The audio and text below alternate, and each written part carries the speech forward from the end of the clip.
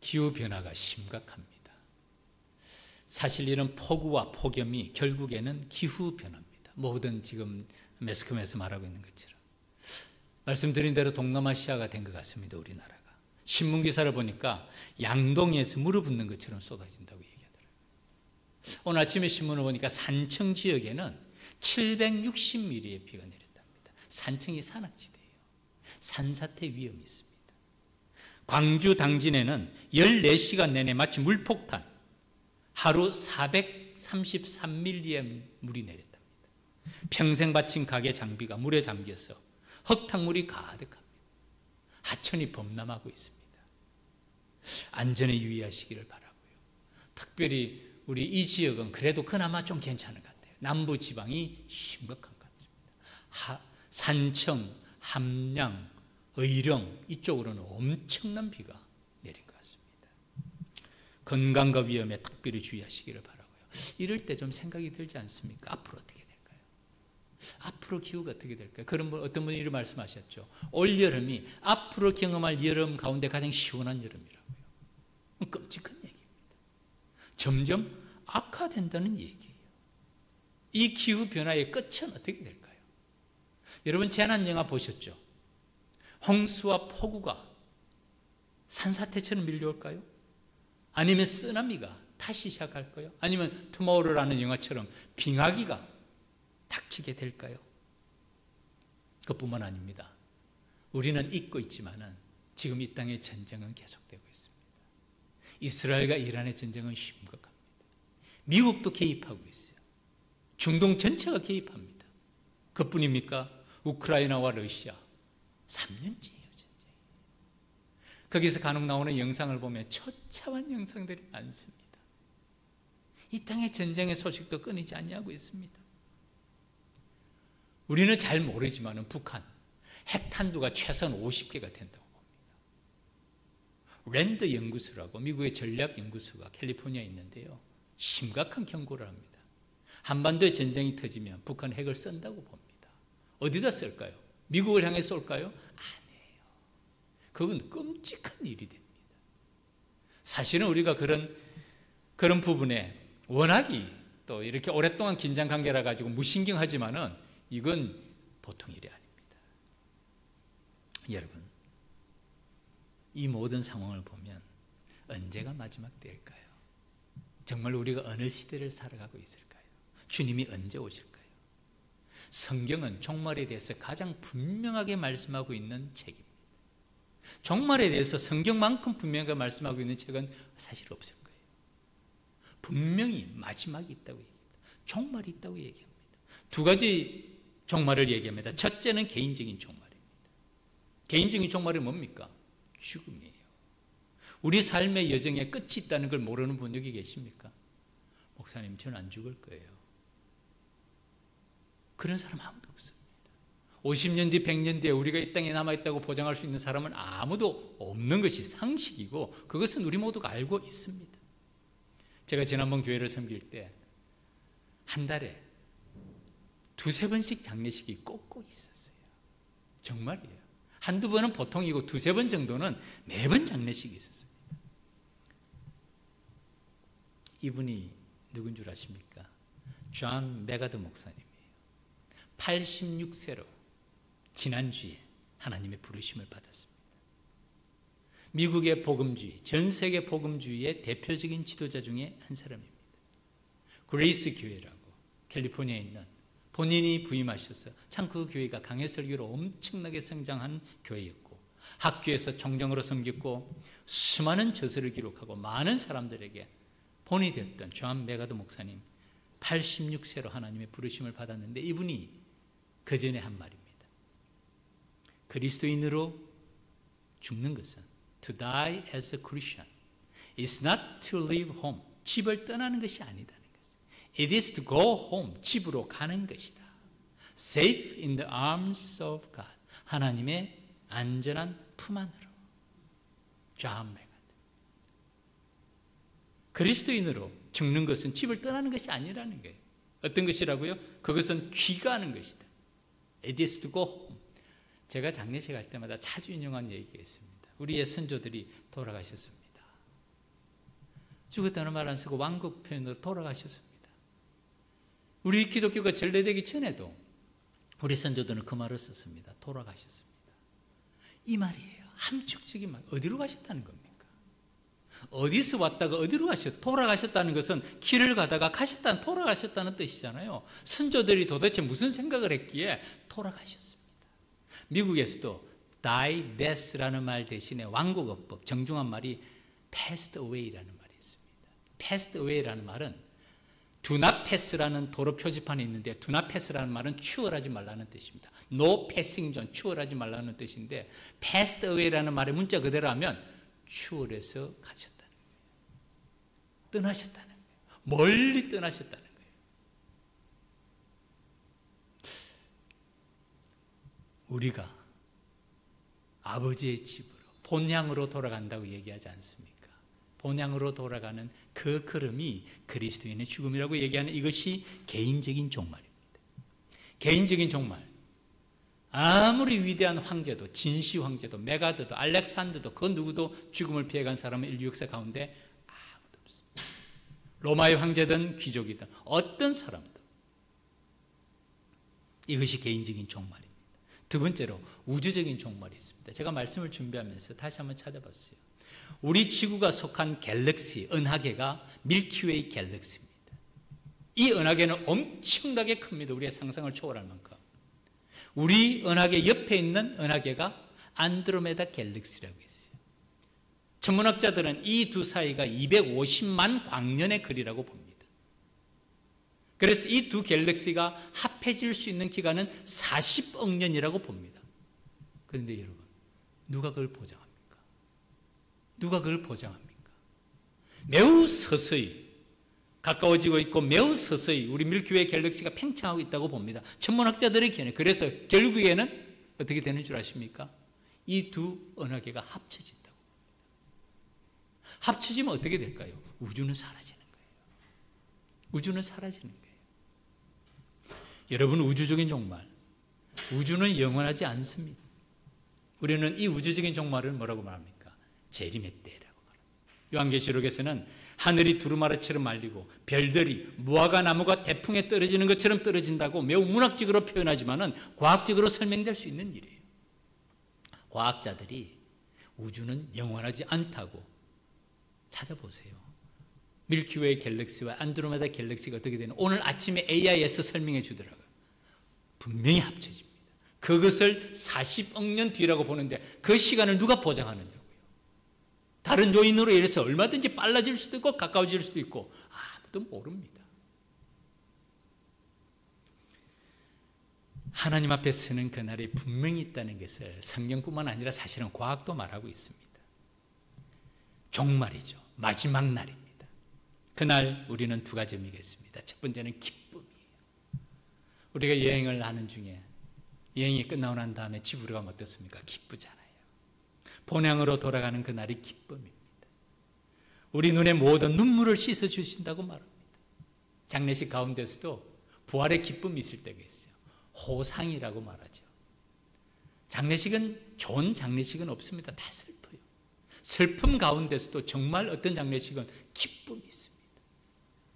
부활의 기쁨이 있습니다. 첫 번째, 하나님 앞에 서는 그날 종말이 우리가 가질 수 있는 마음은 첫 번째 기쁨이 있어요. 아버지의 품으로, 천국입니다. 아버지의 품으로 돌아가는 것이죠. 두 번째는 두려움이 있습니다. 한 번 죽는 것은 사람에게 정해진 것이요, 그 후에는 뭐가 있다고요? 심판이 있어요. 히브리서 9장 말씀입니다. 한 번 정해진 것은 사람에게 정해진 것이라 알잖아요. 그런데 그게 끝이 아니라 그 다음에는 뭐가 있다고요? 심판이 있다는 걸 엄중하게 말씀합니다. 그 엄중한 심판에 변명할 수 있습니까? 핑계댈 수 있습니까? 아닙니다. 각각 그 행한 대로, 각각 그 행한 대로 심판하신다고 분명히 주님은 말씀하십니다. 두렵고 떨리는 날, 그날이 있음을 성경은 분명하게 말씀합니다. 그래서 우리에게 늘 말씀하시죠. 우리 그리스도인들이 가져야 될 덕목 중에 가장 중요한 덕목 중에 하나가 뭔 줄 아십니까? 마지막이 있다는 걸 기억하는, 종말이 있다는 걸 기억하는 거예요. 아무리 억울하고 아무리 분하고 아무리 마음속에 많은 생각이 있더라도 주님 앞에 서는 그날 의로우신 재판장이, 의의 면류관을 주시는 그날이 있다는 것을 기억하는 것, 그리스도인이 가져야 될 덕목 중에 가장 중요한 덕목이 하나님의 심판대 앞에 하나님이 심판하신 그날이 있다는 것을 생각하시는 것이죠. 오늘부터 제가 요한계시록을 중심으로 아시아 7교회에 대한 말씀을 전하고자 합니다. 저는 이 아시아 7교회에 대한 말씀을 생각할 때마다 제 가슴에는 감격이 있어요. 정말 뜨거움이 있어요. 정말 이 땅에 하나님께서 교회를 세우셨는데 이 교회에 대한 바람이 있어요.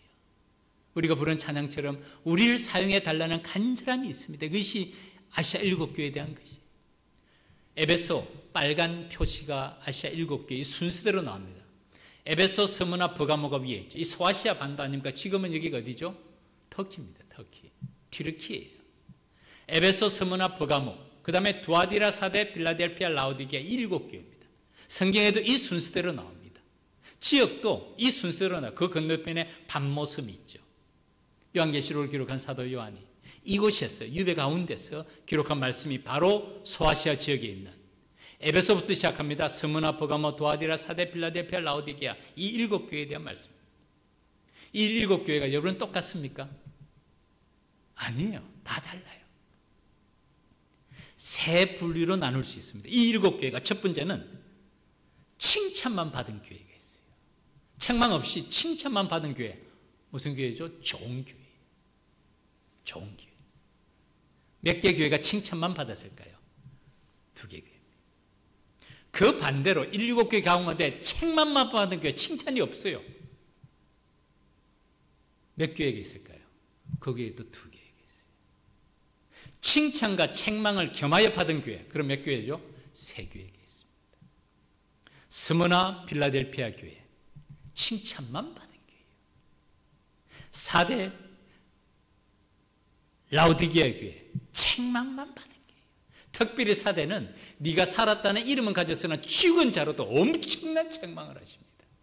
라오디게아 교회는 뭐라 그러십니까? 네가 부자라고 안약을 발라 네 눈을 발라보라. 네가 얼마나 헐벗고 굶주린 것을 네가 모른다. 엄청난 책망을 하세요. 아시아 7교회에 대한 말씀이 여러분 교회에 대한 말씀일까요? 여러분 교회는 건물입니다.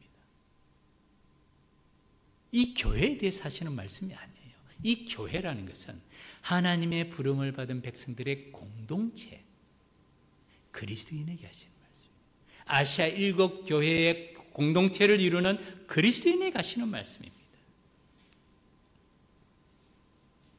그리고 이 말씀은 오늘 우리에게 하시는 말씀입니다. 오늘 이 땅에 많은 교회, 대한민국에 가면 5만 교회가 있다 그러죠. 이민교회, 한국을 떠난 미국과 유럽과 일본과 중국과 중국에는 추방이 됐지만 이민교회들이 5천 교회가 된다고 합니다. 이 모든 교회가 똑같지 않다는 거예요. 이 모든 교회도 세 부류로 나눌 수가 있다는 거예요. 첫 번째는 칭찬만 받는 교회 있습니다. 오늘도요, 오늘날도 건강하고 아름답고 사명에 충실한 교회들 많습니다, 여러분. 그런 교회를 보면 기뻐요. 감격스러워요. 가슴이 벅차올라요. 그런 좋은 교회들이 지금도 많습니다. 그와 반면에 책망만 받는 교회 없을까요? 많아요. 많아요. 안타깝지만은 많아요. 그리고 칭찬과 책망을 받는 교회 또 이 땅 위에 많이 있습니다. 교회는 그리스도의 몸입니다. 그건 사실이에요. 그러나 다양합니다. 똑같지 않습니다. 영적인 분별력이 있어야 돼요.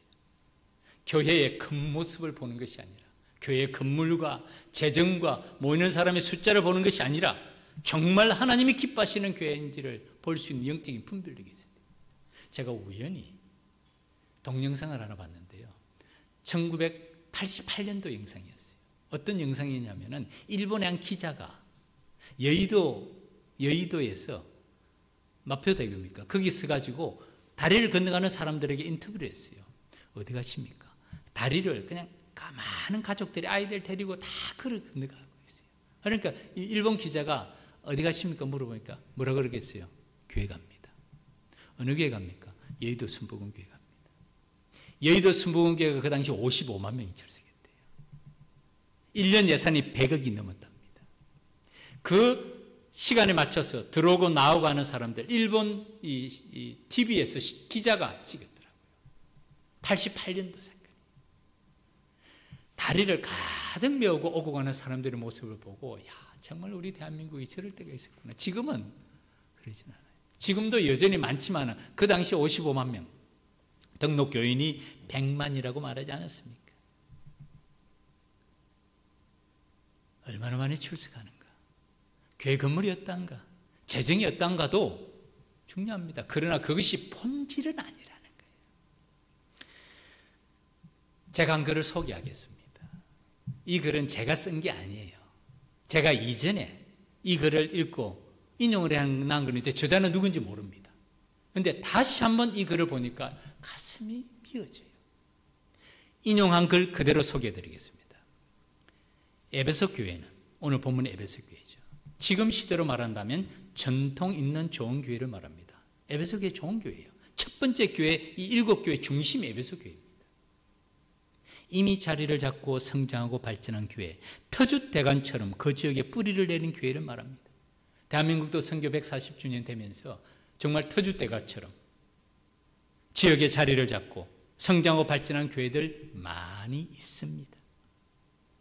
이러한 전통이 있고 뿌리 있고 규모가 있는 교회에서의 교인들은 복음에 대한 열정보다는, 이게 안타까운 모습이에요, 습관적인 예배를 드리고 습관적인 헌신을 하고 습관적인 신앙을 해도 괜찮다고 생각하는 경향이 나타나기도 합니다.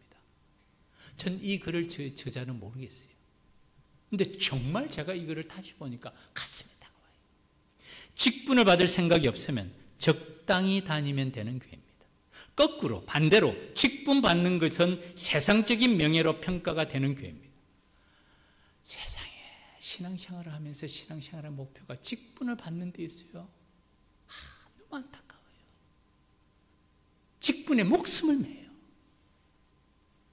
부정한 방법, 편법 방법, 온갖 방법을 다 쓰라도, 그리고 자기가 좋아하는 사람, 자기가 믿는 사람, 자기와 관계 있는 사람을 직분자로 세우기 위해서 교회가 그러면 안 돼요. 진짜 너무 안타까워요. 젊은 부부들은 아이들 교육시설이 잘 되어 있다면 자기들의 신앙의 성숙은 신경 쓰지 않고 선택하는 교회가 됩니다. 애들 예배 드린다고 부모들이 예배를 안 드려요. 아이들 교육은 중요합니다. 그러나 더 중요한 것은 부모님의 신앙의 상태예요.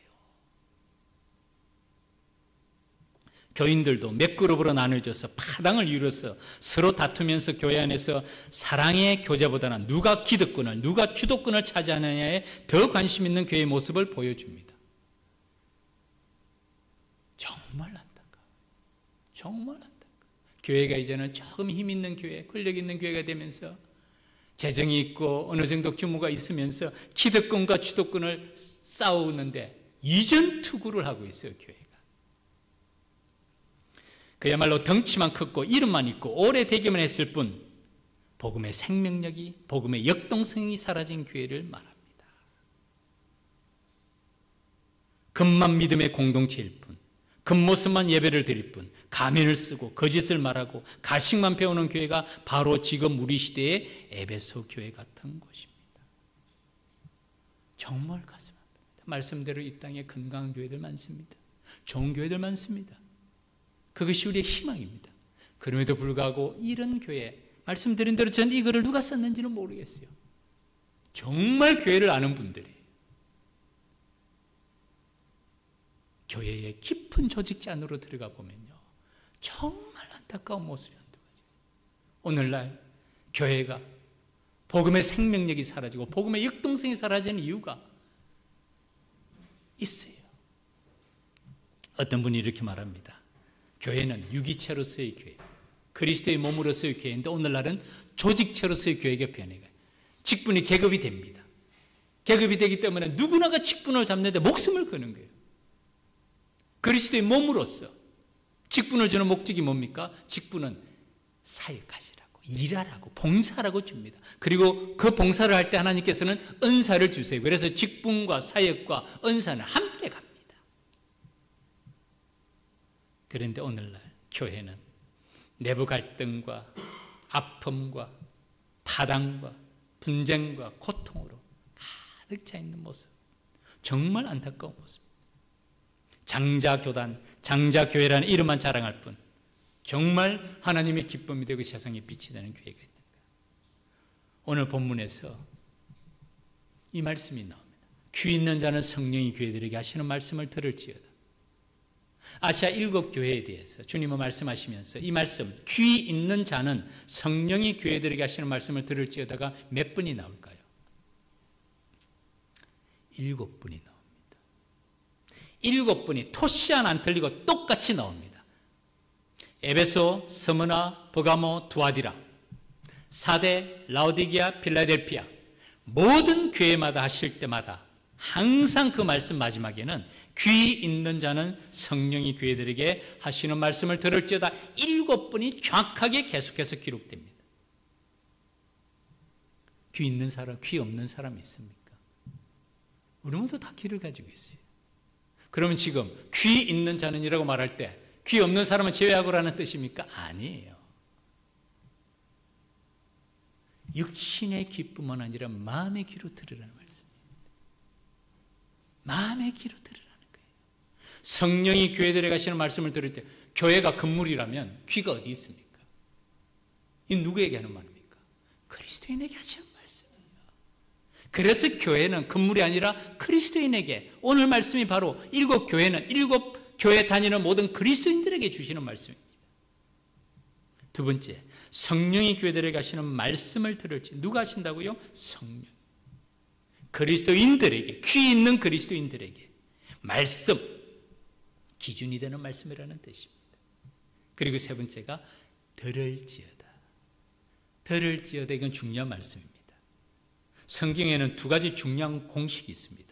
첫 번째가 들음의 공식이고 두 번째는 승리의 공식입니다. Hearing formula라고 말하고 Conquering formula라고 말합니다. 들음의 공식이 귀 있는 자는 성령 교회들에 가시는 말씀을 들을지어다. 이 들으라는 말씀이 또 어디서 나올까요? 신명기서예요. 신명기 6장. 이스라엘아 들으라. 우리 여호와 하나님은 오직 유일한 여호와시니 너는 마음을 다하고 힘을 다하여 목숨을 다하여 주 너희 하나님을 사랑하라. 여기서 이스라엘아 들으라라고 말할 때 이 들으라가 쉐마 이스라엘. 여러분 쉐마 교육이라고 아시잖아요. 유대인들의 교육, 탈무드 교육이 쉐마 교육이에요. 그게 들으라. 들음의 공식입니다. 로마서에서 뭐라고 그럽니까? 믿음은 들음에서 출발한다. 수요일날 제가 말씀드리죠. 하나님의 말씀을 섭취하는 5가지 방법, 성경 말씀을 견고히 붙잡는 5가지 가운데 엄지손가락이 뭐라고요? 들음이에요. 들음. 이 들음의 공식을 말합니다. 믿음은 들음에서 출발합니다. 귀 있는 자는 성령이 교회들에게 하시는 말씀을 들을지어다. 오늘 여기서 요한계시록 2장 29절을 말씀하지만 사실은 오늘 본문에서는 어디서 나옵니까? 7절이죠. 귀 있는 자는 성령이 교회들에게 하시는 말씀을 들을지어다. 하나님의 말씀이 내 귀에 들릴 뿐만 아니라 어디에 들려야 된다고요? 마음에 새겨져요. 저는 경험으로 압니다. 제가 펜실베니아에서 목회하고 한국에서 목회하면서 담임 목회자로서 길지 않은 사역이지만 20년 해오면서 귀 있는 자는 성령이 교회들에게 하시는 말씀을 들으라. 설교는 귀로 듣는 게 아니더라고요. 설교는 마음이 열려야 됩니다. 아무리 감동적인 설교를 해도요, 마음이 딱 닫히면 하나도 안 들어와요. 오히려 감동적인 설교를 하면 화가 나요. 화를 내요. 설교는 귀로 듣는 게 아니에요. 정말 성령께서 그 마음을 열어주셔야 돼요. 마치 엄청난 폭우가 내릴지라도 그릇에 뚜껑을 딱 닫고 있으면 물 한 방울도 그 안에 들어갈 수 없습니다. 마음의 문을 열어야 그 설교가 가슴에 새겨집니다. 그래서 이렇게 말씀해요. 귀 있는 자, 마음의 귀를 열라는 말씀이죠. 마이동풍, 위독경이 아니라 육신의 귀가 아니라 영적인 귀를 열고 깨달으라는 것이죠. 성령이 교회들에게, 우리에게 하시는 말씀을 들으라는 겁니다. 이게 첫 번째 들음의 공식입니다. 두 번째 이김의 공식입니다. 들은 사람이 듣고 행하는 것이죠. 그것이 실천이고 적용이고 승리입니다. 오늘 7교회마다 이김의 공식, 승리의 공식을 줍니다. 에베소 교회는 뭐라고 말합니까? 나그네 있는 생명나무의 열매를 내게 주리라. 이건 엄청난 말씀. 스무나 교회는 둘째 사망의 해를 받지 아니하리라. 버가모 교회는 이기는 자에게는 흰돌을 주겠다고 말씀하시고, 두아디라 교회는 새벽불을 주겠다고 말씀하십니다. 사대 교회는 생명책에 내 이름을 기록하겠다고 말씀하시고, 필라델피아 교회는 성전의 기둥이 되게 하리라고 말씀하시고, 마지막 라오디아가 교회는 내 보좌에 앉게 하겠다. 이김의 공식입니다. 오늘 본문을 안 읽었지만 7절 귀 있는 자는 성령이 교회들에게 하시는 말씀을 들을지어다라고 말하고, 이기는 그에게는, 이게 승리의 공식이에요. 내가 하나님의 낙원에 있는 생명나무의 열매를 주어 먹게 하리라. 스무나 교회는 귀 있는 자는 성령의 교회들에게 하시는 말씀을 들을지어다. 이기는 자는 둘째 사망의 해를 받지 아니하리라. 이기는 그에게는 내가 감추었던 만나를 주고 또 흰돌을 줄 터인데 그 돌 위에 이름을 기록해 주겠다. 이김의 공식이 있어요. 여기서 주목해야 될 일이 있습니다. 아까 말씀드렸죠. 7교회 가운데서 책망반 받는 교회가 2개가 있다 그랬죠. 사대교회와 라오디게아 교회. 책망만 받는 교회 일지라도 이 2가지 공식을 똑같이 기회를 주십니다. 다른 말로 하면 하나님은 기회를 주십니다. 사대교회에도 귀 있는 자는 성령의 교회들에게 하시는 말씀을 들을지어다라고 말한 다음에 이기는 그에게는 생명책에 그 이름을 기록하겠다. 이기는 자는 이와 같이 흰옷을 입을 것이요 내가 그 이름을 생명책에 결코 지우지 아니하고 그 이름을 내 아버지 앞과 천사들 앞에서 시인하리라. 귀 있는 자는 성령의 교회들에게 하시는 말씀을 들을지어다. 사대교회에게 주신 말씀 무슨 뜻입니까? 죽은 교회지만은, 책망만 받은 교회지만은 하나님께서는 기회를 주시는 거예요. 하나님께서는 세컨 찬스를 주시는 거예요. 그래서 책망만 하는 목적이 징벌을 하시게 하는 것이 아니라 회개케 하기 위해서, 돌이키게 하기 위해서 하나님께서는 그들에게 귀 있는 자는 성령의 교회들에게 하시는 말씀을 들을지어다라고 말씀하시고, 이김의 공식, 이기는 자에게는 흰옷을 입게 하고 생명책에서 그 이름을 지우지 아니하겠다고 말씀합니다. 라오디게아 교회도 마찬가지예요. 엄청나게 책망하세요. 그럼에도 불구하고 그들에게도 여전히 기회를 주세요. 귀 있는 자는 성령의 교회들에게 하시는 말씀을 들으라. 무슨 뜻입니까? 책망을 받고 절망하고 끝나는 것이 아니라 회개하고 돌이키라는 거예요. 이게 주님의 마음입니다. 주님께서 이 땅에 교회를 세우시고 그 교회들이 하나님의 기쁨이 되는 교회가 되어야 되지 않겠어요? 그렇지 못한 교회에도 우리 주님께서는 안타까운 마음으로 책망하시지만은 기회를 주시는 거예요. 귀 있는 자는 성령의 교회들에게 지금도 하시는 말씀을 들으라. 그리고 이기는 자, 말씀을 듣고 적용하고 실천하고 행하는 자에게는 이김의 공식, 자기를 찾는 자들에게는 상 주시는 이심을 알게 하겠다는 것이 그게 믿음의 길이잖아요. 오늘 에베소 교회에서도 이렇게 말합니다. 그러나 너를 책망할 것이 나니 너의 처음 사랑을 버렸느니라. 책망을 받은 이유가 처음 사랑, 첫사랑입니다. 그 다음에 뭐라고 말합니까? 5절 말씀 같이 한번 읽어보겠습니다. 시작. 그러므로 어디서 떨어졌는지를 생각하고 회개하여 처음 행위를 가지라. 만일 그리하지 아니하고 회개하지 아니하면 내가 내게 가서 내 촛대를 그 자리에서 옮기리라. 아멘. 여기서 핵심 단어가 뭘까요? 2번씩이나 나오죠. 회개하라. 그러므로 어디서 떨어져 있는지를 생각하고 회개하라. 그 다음에 처음 행위를 가지라. 만일 그리하지 아니하고 회개하지 아니하면 내가 내게 가서 내 촛대를 그 자리에서 옮기라. 그러면 회개하면 하나님께서 다시 기회를 주시겠다는 말씀. 이게 하나님의 마음입니다. 에베소 교회 주님은 말씀하십니다. 내가 알고 있다. 내 행위, 수고, 인내 알고 있다. 악한 자들을 용납하지 아니한 것, 자칭 사도라되 아닌 자들을 시험하여 그들의 거짓된 것을 드러내고 참고 내 이름 위하여 견디고 게으르지 아니한 것 알고 있다. 하나님은 공정하신 분이에요. 우리가 하신 모든 행위 알고 계신 하나님이신 줄 믿습니다. 칭찬할 건 칭찬해 주세요. 억울하게 우리가 했는데도 하나님이 모르고 그렇지 않아요. 목사는 모를 수 있어요.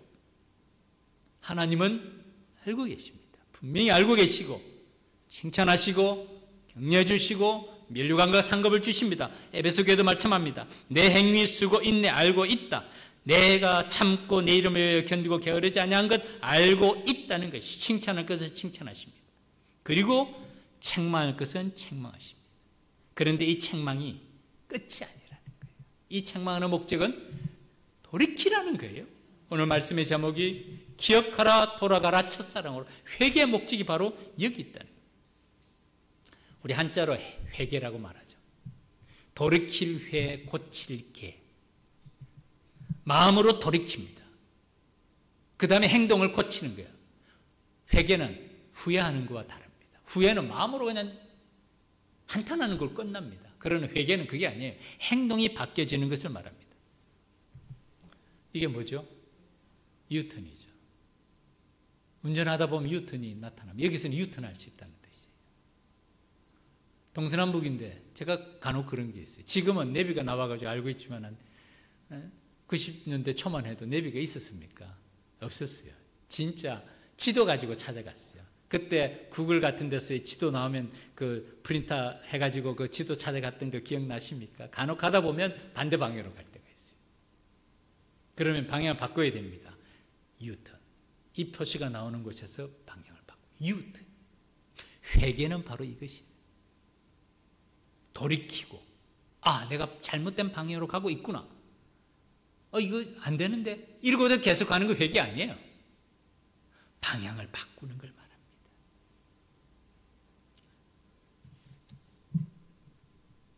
어디서 떨어졌는지를 생각하고 너의 첫사랑을 기억하고 회개하여 처음 행위를 가지라 돌아가라는 것이죠. 만일 그리하지 아니하고 회개하지 아니하면, 돌이키지 아니하면, 유턴을 하지 아니하면 내가 내게 가서 내 촛대를 그 자리에서 옮기리라. 엄한 말씀. 엄한 책망의 말씀이지만은 여전히 이 책망 가운데는 기회를 주세요. 기회를 주세요. 다시 한번 돌이키라는 말씀입니다. 이 말씀은 에베소 교회뿐만 아니라 7교회 전부에게 주시는 말씀입니다. 말씀드린 대로 책망만 받은 교회, 죽은 교회라고 엄하게 책망받고 라오디아 교회 엄한 책망을 받지만은 똑같이 귀 있는 자는 성령이 교회들에게 하시는 말씀을 들을지어다. 그리고 이김의 공식, 성령, 이기는 자에게는 내가 흰옷을 줄 것이요 생명책에서 그 이름을 지우지 아니하리라. 다시 한번 기회를 주시는 사랑의 말씀이 요한계시록 7교회를 주시는 말씀이고, 계시록을 쓴 목적이 바로 여기 있습니다. 우리를 통해서 하나님의 기준이 무엇인지를 보여주시는 것이에요. 말씀을 시작하면서 제가 개인적인 종말과 우주적인 종말을 말씀드렸죠.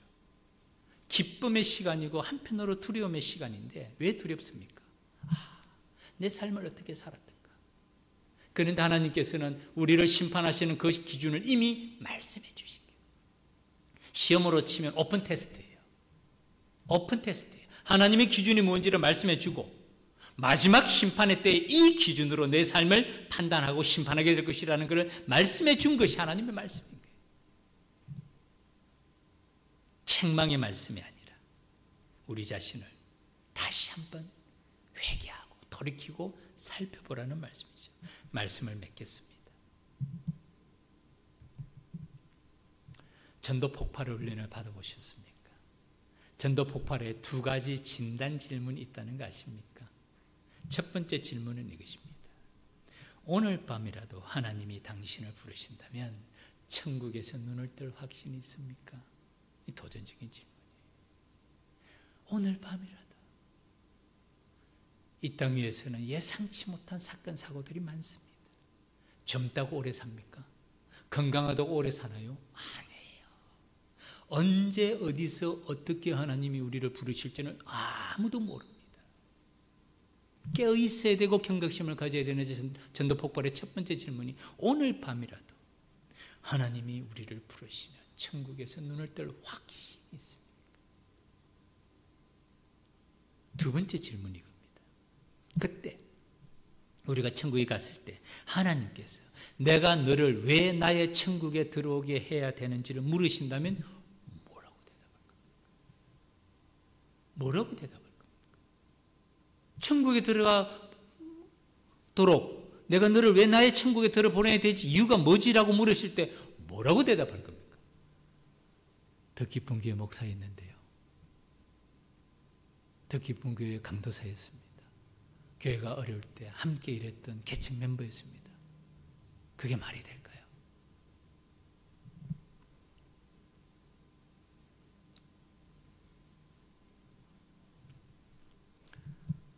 요한계시록이 이렇게 말씀합니다. 이 예언의 말씀을 읽는 자와 듣는 자와 그 가운데 기록한 것을 지키는 자는 복이 있나니 때가 가까웁니다. 이 말씀을 주신 이유가 여기 있어요. 그때 대답할 말이 있어야 돼요. 대답할 말이 있어야 돼요. 예수 그리스도의 십자가의 은혜가 나를 하나님의 자녀로 삼으셨습니다. 우리 주님의 십자가 외에는 제가 자랑할 것이 없습니다. 뜨거운 마음의 고백이 있어야 돼요. 하나님의 말씀을 듣고 하나님의 기준을 알고 잘 준비하였어요. 주님 앞에 섰을 때 칭찬받는, 면류관 받는 일꾼이 되어야죠. 사도 바울이 부활장 맨 마지막에 그래서 뭐라고 말합니까? 그러므로 내 사랑하는 형제들아 견고하며 흔들리지 말고 항상 주의 일에 더욱 힘쓰는 자들이 되라. 이는 너희 수고가 주 안에서 헛되지 않은 줄 압니다. 우리의 삶을 마치고 하나님 앞에 섰을 때 내가 너를 왜 나의 천국으로 들어보내야 되지? 복음을 위하여서, 주님 이름을 위하여서 한 일이 아무것도 없는 거예요. 평생 하나님이 주신 생명, 하나님이 주신 시간, 하나님이 주신 공기, 하나님이 주신 땅, 이 모든 걸 누리고 살면서도 정작 창조자 하나님을 위하여서 한 일이 아무것도 없다면 뭐라고 말합니까? 예수 그리스도의 십자가 이름을 찬송하고 그 복음을 위하여서 우리가 어떤 일을 했는지 우리 주님께서는 알고 계시고 보고 계시고 듣고 계시고 하나님의 살아계신 것과 자기를 찾는 자들에게 상 주시는 이심을 믿으며 믿음의 길을 걸어간 자들에게 우리 주님께서는 의의 면류관으로 입혀주시고 착하고 충성된 종으로 그날에 우리를 칭찬해 주실 줄 믿습니다. 그 기준의 말씀을 가슴에 새기고 제가 이번 주부터 이 아시아 일곱 교회에 대해서 다시 한번 생각해 보면서 이 땅의 교회가 우리 더 기쁨 교회가 어떤 교회로 서야 되는지 요즘 기성교회들도 전통교회들도 쉽지 않습니다. 요즘 개척하는 사람이 누가 있습니까? 그럼에도 불구하고 저는 하나님께 순종이었습니다. 제게 개척은 힘들지 않았어요. 순종이었습니다. 우리 주님께서 계획하시고 준비하신 그 길로 한 걸음 한 걸음 걸어가면서 정말 하나님으로부터 위대한 일을 기대하고 숨은 일꾼들을 보내주시고 이 마지막 시대 때 사명을 감당하게 하시고 그리고 하나님을 위하여서 위대한 일을 시도하는 데 쓰임받는 그것이 규모가 크다는 얘기가 아니고요. 그것이 뭐 대단하다는 얘기 아닙니다. 하나님의 기쁨이 되는 교회로 쓰임받을 수 있도록 우리 믿음의 백성들 함께 기도하면서 이 사역 충성되게 감당하고 주님 앞에 섰을 때 칭찬받는 우리 모두가 되기를 주님 이름으로 축복합니다. 기도드리겠습니다. 하나님 아버지, 이 땅에 주님께서는 몸 되신 교회를 세우셨습니다. 주님의 백성들을 통하여서 일꾼들을 통하여서 그 사명 감당하게 하셨습니다. 하나님 아버지, 아시아 일곱 교회에게 주신 이 말씀 우리의 가슴에 새기게 하여 주옵시고 이 땅의 교회들이 다시금 일어나 빛을 발하는 교회들 되게 하여 주시옵소서. 복음에 충성된 일꾼들이 각 교회마다 주님의 복음을 위하여서 하나님의 영광을 위하여서 쓰임받게 하여 주옵시고 그 가운데 우리 더 기쁨 교회도 하나님의 기쁨이 되는 교회, 하나님의 마음에 합한 교회 되게 하여 주시옵소서. 주의 종들에게 오늘도 주의 성령의 충만함 더하시고 성령의 은사와 능력으로 채워주옵시고 성령의 열매 맺는 삶을 살아가는 믿음의 백성들, 하나님의 말씀을 들음으로 하나님의 말씀을 행하고 적용하고 실천함으로 이김의 공식과 승리의 길을 걸어가는 주의 백성들 되게 하여 주시옵소서. 감사드리며 예수님 이름으로 기도 올립니다. 아멘.